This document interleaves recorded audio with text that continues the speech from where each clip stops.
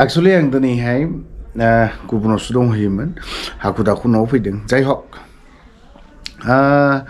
मोननैसो बाथ्राखौ लानानैसो आङो बे भिडिअखौ खालामनाय जादों। फैगौ 7 तारिखआव जोंनि चिरां डिस्ट्रिक्टआवनो दागगारि साइडजों गामि दरनै बा मोननै जायगा एविक्शन जाबावगोन।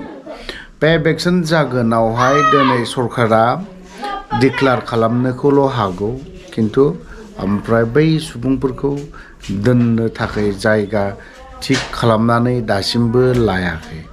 बबे जायगायाव दोनगोन आरो बिसोरखौ बबे जायगाजों दोननानै एविक्शन खालामगोन बेखौ थिग खालामनानै जुदि एविक्शन खालामोब्ला मोजां जागोन। मानो होननानै बुङोब्ला बिसोरखौ थानायनि थाखाय होखारनायनि न' सिफायनायनि सिगां जाहाथे नोंसोरबो जायफ्रा सरकाराव दङ, जायफ्रा खुंथायाव दङ, बिसोरो बुंजानाङा, बेफोरबायदि रायजानो नाङा बा बायदिसिना खोथा। सरकाराव थायोब्लाथ' बयबाबो बुंजाखागोन, बे स्वाभाबिक बाथ्रा। जेखियानो जाया मानो जाय सुबुंखौ होखारगोन आदिबासि नङाला बर', बे मोननैनि गेजेराव मोनसे जागोन। जिहेतु दाखालि जेरैबायदि होखारदों बेफोरबायदि होखारनायनि सिगां नटिस होदों सरकारनि मा हिसाबै, सरकारि रुल हिसाबै नटिस होदों। नाथाय नटिस होनायनि सिगां, होखारनायनि सिगां गाबोन समफोर जुदि होखारगोनबा बिनि सप्ता खनसेनि सिगां मा खालामना दोननाया मोजां, मोनसे जायगा नायनानै बिसोरखौ दोननाया मोजां। जिहेतु नोंसोरखौ एबारावहाय बे गामिखौ होखारनाय जासिगोन होननानै बुंहैखानाया मोजां। नङाब्ला बेफोरबायदियावनो गोबां खोथा बुंजानो गोनां जायो।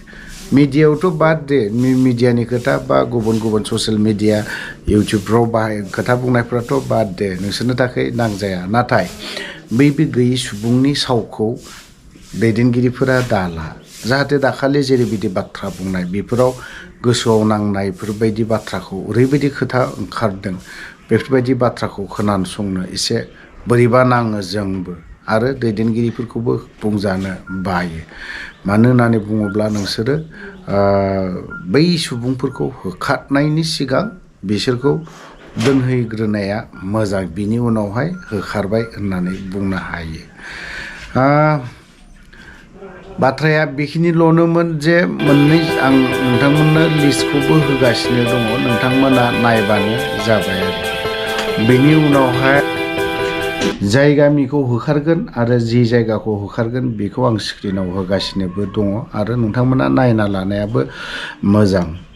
जाय गामिया होखारजागोन चिरां डिस्ट्रिक्टआव दागगारि साइडजों, ओमफ्राय खोनानो मोननायावहाय गुबुन गुबुन जायगा रनिकाटा रेन्जनि आन्दारावनो गोबां जायगा एविक्शन जागोन। ओंखायनो बिनि सिगांनो रायजो राजाखौ बा सांग्रां जाना थानो थाखाय खावलायदों। जि जायगायाव एविक्शन जागोन आं गाबोनसिमहालागै ओंखारहैनो नाजागोन, बेलासिफोरहालागै। जिखियानो जाया, सरकाराथ' खालामबाय थागोन। सरकारा दिनै बेफोरनि फारसे जुदि रनिकाटानि रेन्जारा जेरैबायदि बाथ्रा बुंदों बेफोरबायदि जुदि खालामनानै होयोब्ला, जायफ्रा हा गैथारा बिसोरनो हाखौ होना होनायाबो मोजां। आरो मोनसे बाथ्राया बेबो थिग, दिनै बर'फोरखौल' होबाय थादों, गुबुनखौ मानो होनो हाया? आदिबासिखौ अन्तत' आदिबासिखौथ' होनो नाजा। आदिबासिखौथ' दिनैसिमबोथ' होनो हायाखै बा दांहैनोबो हायाखै, बिसोरनि न'खौ बा माबा मोनसे खालामहैनोबो हायाखै। खारन सरकारा बिनि सायाव दुरबलथा दङ। सरकारनि बाथ्राखौ बुङा आङो, ओरैहाय जोंनि दैदेनगिरिफ्रानो दुरबलथाया दङ, दांनो हाया बिसोरखौ मालाबाबो बिसोरो होखारनो हाया। जुदि होखारनो हानाय मोनबा बर'फोरल' नङा, दाखालि आदिबासिखौबो होहैगौमोन होननानै आं सानो।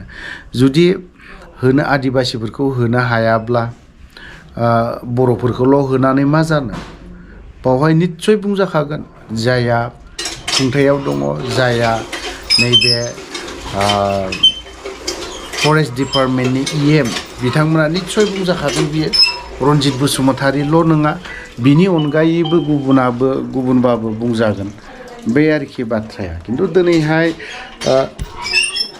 रनजित बसुमतारिखौल'नो, रनजित बसुमतारिया बुंजादों बेल' नङा गुबुन गुबुन EMनो चिफनो बिथांमोनखौबो बुंदों मानो बुंजानो गोनां जादों चिफ आरो EM आरो बिथांमोनाव मोनसेबो साननाय दङब्लाबो ना